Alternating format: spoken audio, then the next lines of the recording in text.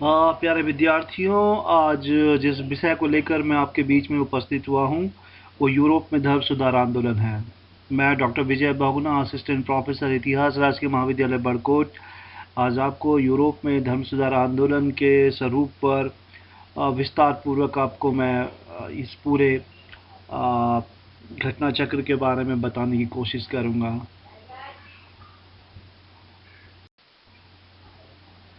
जैसा कि आप सभी लोग जानते हैं कि धर्म सुधार आंदोलन 16वीं एवं 17वीं शताब्दी के दौरान रोमन कैथोलिक ईसाई धर्म में धर्मशास्त्री एवं नैतिक सुधार के लिए किया गया आंदोलन था। और शुरुआत में 14वीं-15वीं शताब्दी में ही जॉन वाइक्लिफ ने भी इस रोमन कैथोलिक चर्च पर, इनकी गतिविधियों पर, पोप की गतिविधियों पर, चर्च के सिद्धांतों पर अपना विरोध जताया था, लेकिन उनके इनकी आवाज़ को दबा दिया गया था। ज़्यादातर जो धर्म सुधार आंदोलन के प्रवक्ता थे, उसमें मार्टिन लूथर का ये मानना था कि मुक्ति का मार्ग आस्था के माध्यम से माना जाए, न कि अच्छे कार्यों के द्वारा। उन्होंने धार्मिक संस्कार इन उपासना पद्धति को सरल बनाने की कवायद पर जोर दिया। उन्होंने सांसारिक भोगों के प्रति लगाव, भ्रष्टाचार, पोप की अध्यक्षता वाले रोमन कैथोलिक पादरियों के द्वारा इन प्रकार धन की उगाही एवं विभिन्न सामाजिक स्तरों पर प्रचलित अंधविश्वास, इन कुप्रथाओं का घोर विरोध किया। जैसा कि आप जानते हैं, रोमन कैथोलिक चर्च 7 प्रकार के संस्कारों को संपादित करता था, निष्पादित करता था, जिसे 7 सैक्रामेंट कहते थे, और जिसमें baptism, Holi Eucharist, reunion, Holi order जैसे प्रमुख संस्कार थे। और इन संस्कारों को निष्पादित करने के एवज में उन्हें मोटी धनराशि मिला करती थी। धर्म सुधार आंदोलन एक परिवर्तनकारी एवं क्रांतिकारी धार्मिक आंदोलन था, जिसने मध्यकालीन कैथोलिक चर्च के मूल ढांचे को नकार दिया और ईसाई जगत को कई खेमों में बांट दिया। जैसा कि आप जानते हैं कि मार्टिन लूथर के इस प्रोटेस्टेंट आंदोलन के बाद जॉन कॉल्विन का कॉल्विनवाद काफ़ी पॉपुलर रहा, और उस जॉन कॉल्विन के मतावलंबी अलग अलग देशों में अलग अलग नामों से जाने गए। फ्रांस के अंदर वो ह्यूगनॉट कहलाए, स्कॉटलैंड के अंदर वो प्रेस्बिटेरियन कहलाए, और इंग्लैंड के अंदर वो प्यूरिटन कहलाए, जिन्हें शुद्धतावादी आंदोलन भी कहा जाता है। पोप तंत्र एवं चर्च की बुराइयों की निंदा करने की यूरोप में एक सुदीर्घ परंपरा रही है। यदि आप इतिहास को पीछे मुड़ के देखें, क्लोनिक, सिस्तार्सियन, फ्रांसिस्कन धर्म सुधारकों ने पहले भी इनको निशाना बनाया था, लेकिन इनकी बातों को बहुत ज़्यादा मान्यता उस दौर में नहीं मिली, क्योंकि चर्च बहुत शक्तिशाली हुआ करता था। चर्च ने इन लोगों की आवाज़ को दबाने का प्रयास किया। 14वीं शताब्दी के आरंभिक समय में और 15वीं शताब्दी के अंतिम वर्षों में जॉन वाइक्लिफ और जॉन हस जैसे पादरियों ने भी ये आंदोलन चलाए, और वो भी धर्म सुधार आंदोलनों की ही तरह थे।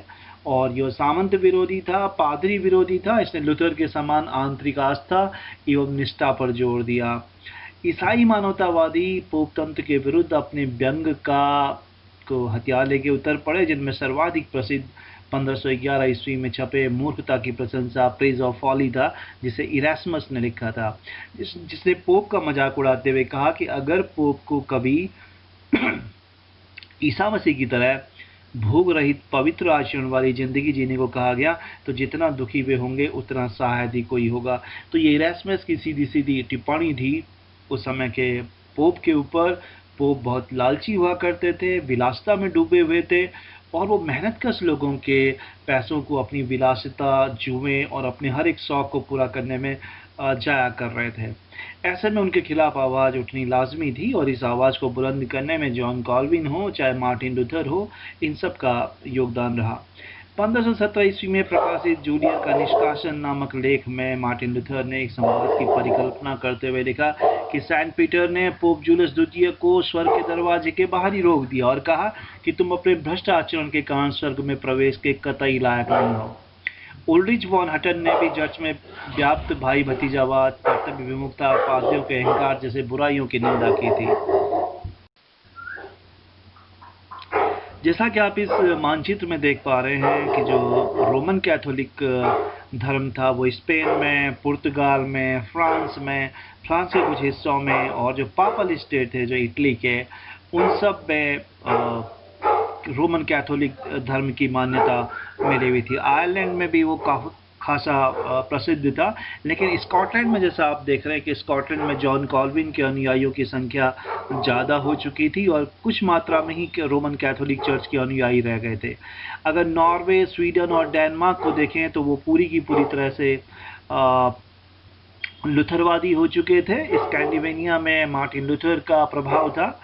और यदि आप पोलैंड के अंदर देखें तो पोलैंड के अंदर आपको जो बोहेमियन और मोरावियन ब्रेथन, ये अलग एक प्रोटेस्टेंट आंदोलन था, वो वहाँ पर खासा प्रभावित रहा।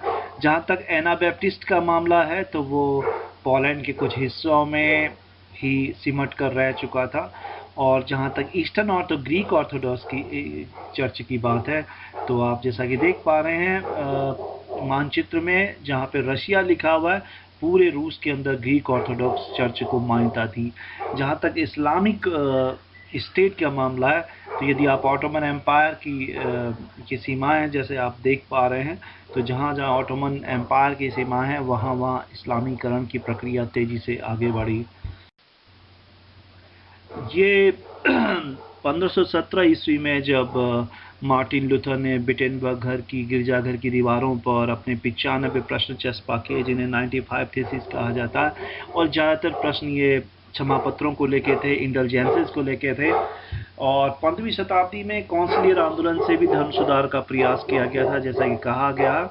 और जब परिषदों के माध्यम से पोप की सत्ता को सीमित करने का प्रयास किया गया, गिरोलामा सावोनारोला नामक भिक्षु ने इटली के फ्लोरेंस नगर में, वही फ्लोरेंस नगर जहाँ दाते, बोकासियो और मैकियावेली पैदा हुए थे, वहाँ के कुलीनों और बिशपों को उनके गैर ईसाई जीवन जीने के लिए बुरी तरह फटकारा और पोप अलेक्जेंडर VI को तो दुरात्मा तक कह डाला। 1498 ईस्वी में पोप ने उसे धर्मद्रोही करार दे दिया, फांसी पर लटका दिया। कैथोलिक धर्मशास्त्र में मुक्ति पत्र का अभिप्राय, यानी जो पाप मोचन पत्र थे उनका अभिप्राय उस पत्र से है जिसके पोप की धार्मिक शक्ति के आदेश से किसी भी व्यक्ति को पाप करने के कारण भुगते जाने वाले सांसारिक दंड से संपूर्ण या आंशिक मुक्ति मिल जाती है। तो सेल ऑफ इंडल्जेंसेज एक प्रमुख विषय रहा है, जिसको लेकर मार्टिन लूथर ने रोमन कैथोलिक चर्च पर प्रश्न किए। हुआ यूं कि 1517 में विटेनबर्ग में पोप का एक प्रतिनिधि जिसका नाम टैडजेल था, वो क्षमा पत्रों की बिक्री करता हुआ पाया गया, जिसको लेकर मार्टिन लूथर ने अपने विरोध जताया। और उसके साथ फगर्स कंपनी के बहुत सारे दलाल वहाँ पर घूम रहे थे, जो ये अपील कर रहे थे कि जिन जिन लोगों ने अपराध किया है वो इन क्षमा पत्रों को खरीदें, और पोप ईसा मसीह से ये प्रार्थना करेगा कि आपको इन अपराधों से मुक्ति मिल जाएगी। इस विषय को लेकर ही मार्टिन लूथर ने अपने 95 थीसिस, 95 प्रश्नों में पाप मोचन जो पत्र थे उन पर निशाना लगा। जैसा कि इस चित्र के माध्यम से आप देख पा रहे हैं, ये विटेनबर्ग के गिरजाघर की दीवारें हैं जिस पर उनके 95 प्रश्न पैम्पलेट के रूप में उन्होंने चिपका दिए थे। और उस समय एक रवायत थी, एक परंपरा थी कि यदि आपको किसी विषय पर चर्चा करनी हो तो आप अपने पैम्पलेट को दीवारों पर चस्पा कर दीजिए और उस पर फिर चर्चा शुरू हो जाती थी। वो धर्मशास्त्र के प्रोफेसर थे, और जब पोप की गतिविधियों को उन्होंने बहुत नज़दीक से देखा तो उनको लगा कि पोप सांसारिकता में, विलासिता में डूबा हुआ है, भ्रष्टाचार में डूबा हुआ है, और ऐसे पोप को उन्होंने, ऐसी पोपशाही को उन्होंने उखाड़ फेंकने का मन बनाया। मुक्ति पत्र को, अगर मुक्ति पत्र के इतिहास को यदि आप देखें तो क्यों मुक्ति पत्र दिए जाते थे, इसके पीछे एक बड़ा रोचक प्रसंग है। मुक्ति पत्र को दिए जाने की जो परंपरा है, जो प्रथा है, वो 11वीं शताब्दी के अंत में शुरू हुई ताकि लोगों को वॉरियर बनाने के लिए प्रेरित किया जा सके, धर्म योद्धा बनाने के लिए प्रेरित किया जा सके। और जिस मुक्ति पत्र को शुरू में विशिष्ट कार्यों के लिए दिया जाता था, उसे फिर धन कमाने के लिए बेचा जाने लगा। और 14वीं शताब्दी तक आते आते जो पोपगण कैथेड्रल या अस्पताल बनाने हेतु धन उगाने के लिए जिस को उसे प्रदान करने लगे। 1476 में पोप सिक्टस चतुर्थ ने यह घोषणा की कि मुक्ति पत्र का लाभ जीवित लोगों के साथ साथ पवित्र स्थान में निवास करने वाले मृतकों को भी दिया जा सकता है। तो आप इस पूरी घटना चक्र से समझ सकते हैं कि पोप ने धन उगाही का एक ये महत्वपूर्ण साधन बना लिया था, जिसको लेकर मार्टिन लूथर ने पोप को और चर्च को कटघरे में खड़ा किया।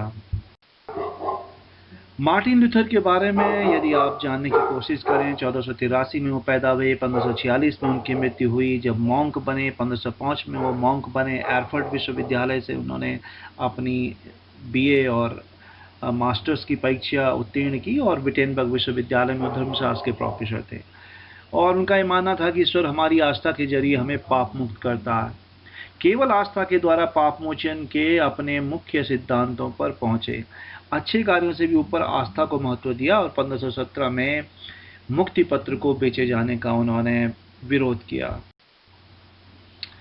1517 में आई उस घटना को हम एक बार फिर याद करते हैं कि क्यों मार्टिन लूथर ने उन क्षमा पत्रों का विरोध किया, जिसके बाद एक प्रोटेस्टेंट आंदोलन, एक बहुत ही स्पंदनशील आंदोलन जर्मनी के क्षितिज पर उभर कर आया, जिसने राष्ट्रीय चर्च की मांग की, जिसने ये कहा कि विदेश में बैठा हुआ रोम जर्मनी के अंदर धार्मिक गतिविधियों को संपादित करता है, इसका विरोध किया जाएगा।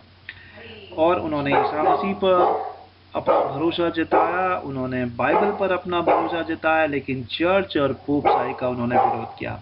हुआ यूं कि होहेंजोलन वंश के अल्बर्ट ने पोप को घूस देकर महज 23 वर्ष की उम्र में मैग्देबर्ग और हल्बरताद का बिशप पद हथिया लिया था, जिसे कि आदर की दृष्टि से नहीं देखा जाता था। इतना ही नहीं, अगले वर्ष जब मेज के प्रधान बिशप के धर्मपीठ का स्थान खाली हुआ, तो फगर्स नामक जर्मन बैंक कंपनी से धन उधार लेकर उसने पोप लियो 10 का मुंह बंद कर दिया।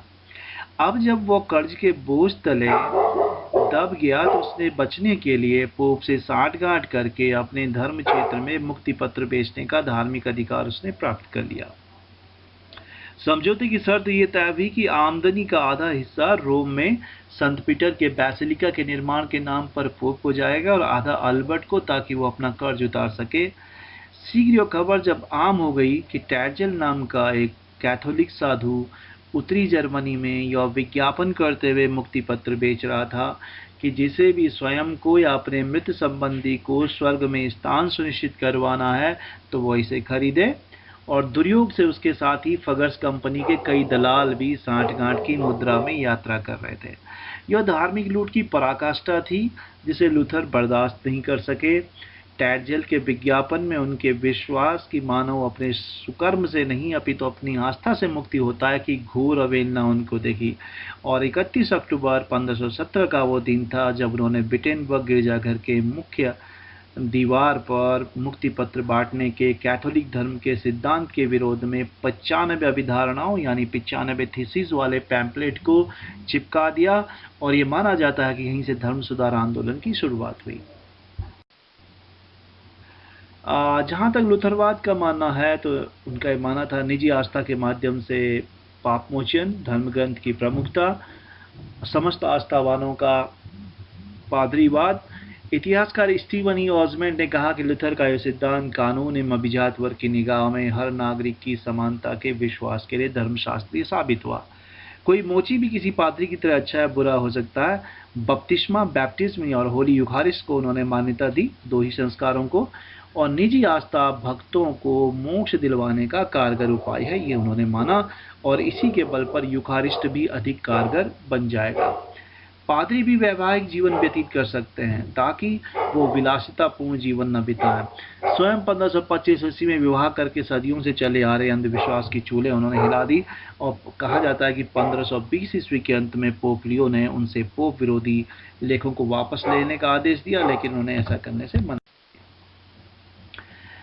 धर्मद्रोह के आरोप में जनवरी 1521 ईस्वी में दंड देने का आदेश उन्हें दे दिया गया। उन्हें अप्रैल में होली रोमन सम्राट चार्ल्स पंचम की अध्यक्षता वाले जर्मन की शाही संसद के समक्ष मुकदमे की सुनवाई के लिए पेश किया गया, किंतु कुछ जो आंचलिक नरेश थे, उनके समर्थन एवं राष्ट्रीय भावना की उभार और कुछ सम्राट की कमजोरी की वजह से दंड की आज्ञा जारी होने के बावजूद उसे लागू नहीं किया जा सका। और ये मार्टिन लूथर की बहुत बड़ी जीत थी।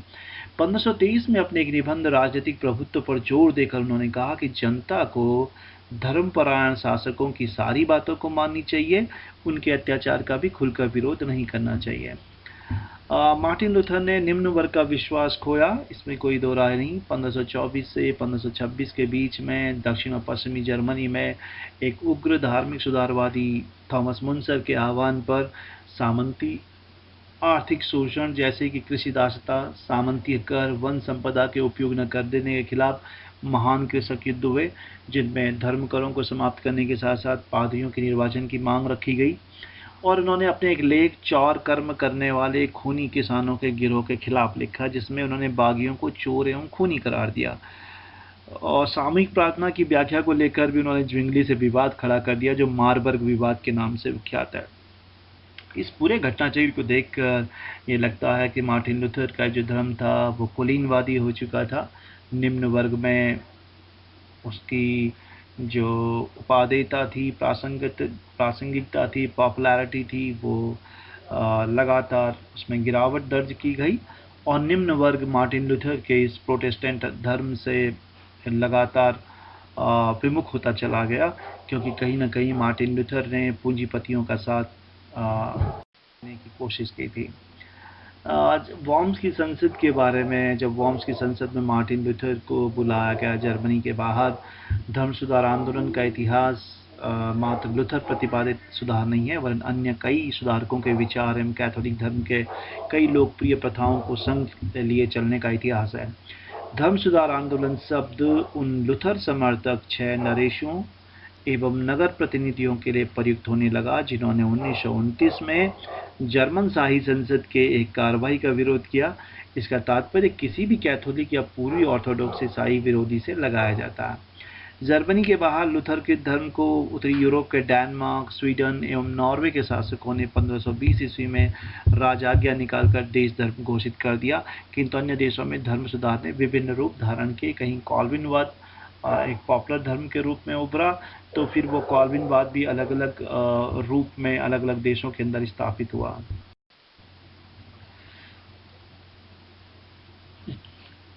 ज्विंगलीवाद, इस मत की नींव उल्रिच ज्विंगली ने रखी। वो एक कैथोलिक पादरी थे जिन्होंने महसूस किया कि प्रचलित कैथोलिक धर्मशास्त्र एवं कर्मकांड उनकी शिक्षाओं से मेल नहीं खाते।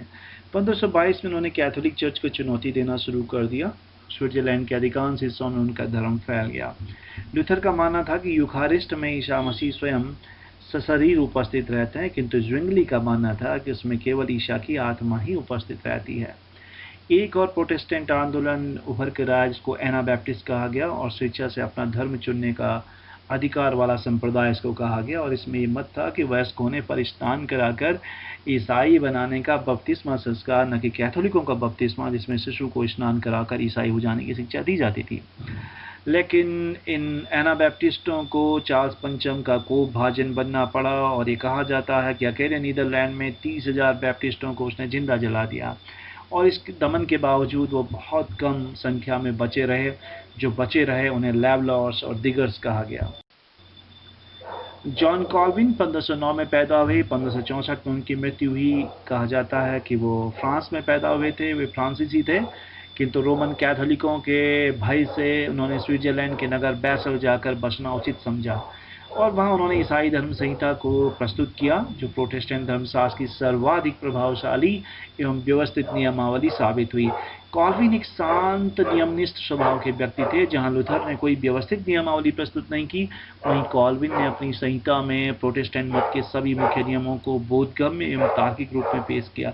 उन्होंने कहा, मानव जीवन पापमय है, पाप मुक्ति दैवी कृपा का परिणाम है।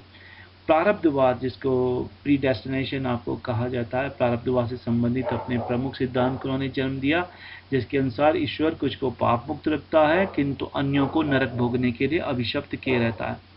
मानव की आत्मा या तो दैवी कृपा या साप से ग्रस्त किया जाता है, किंतु इसका अर्थ ये नहीं कि ईसाई जन लौकिक जीवन में अपने कर्तव्य से उदासीन रहे, यह उनका मानना था। प्रत्येक ईसाई को करुणा एवं नैतिकता पर आधारित जीवन जीना चाहिए, यह उन्होंने कहा, और उन्हें जीवन में ईश्वर के धर्मदूत का कर्तव्य निभाने भेजा गया है, न कि आत्म मुक्ति के लिए। ये उन्होंने अपने अनुयायियों को संदेश दिया। आइए हम जानने की कोशिश करते हैं कि लूथरवाद और कॉल्विनवाद के बीच में जो मूलभूत अंतर है वो क्या है। लूथर ने कहा कि पाप मुक्ति दैवी कृपा का परिणाम है, जबकि कॉल्विन ने भी इस बात पर उनसे सहमति व्यक्त की। लूथर का संप्रदाय उग्र स्वभाव का था, जबकि जो कॉल्विन का संप्रदाय था वो शांत एवं नियमनिष्ठ था। एक अच्छे ईसाई को जीवन की विपत्तियों को कष्ट सहते हुए भोगना चाहिए, मार्टिन लूथर का मानना था। जबकि कॉल्विन का मानना था कि उन्हें ईश्वर के कार्यों को आगे बढ़ाने के लिए जीवन पर विजय प्राप्त करनी चाहिए। लूथर ने सैबत के दिन या रविवार के दिन चर्च जाने पर जोर दिया, पर दिन के बाकी समय आनंद मनाने की छूट प्रदान की। जबकि जॉन कॉल्विन ने ईसाई जनों को उस दिन भी आमोद प्रमोद एवं अन्य सांसारिक कार्यों से दूर रहने को कहा।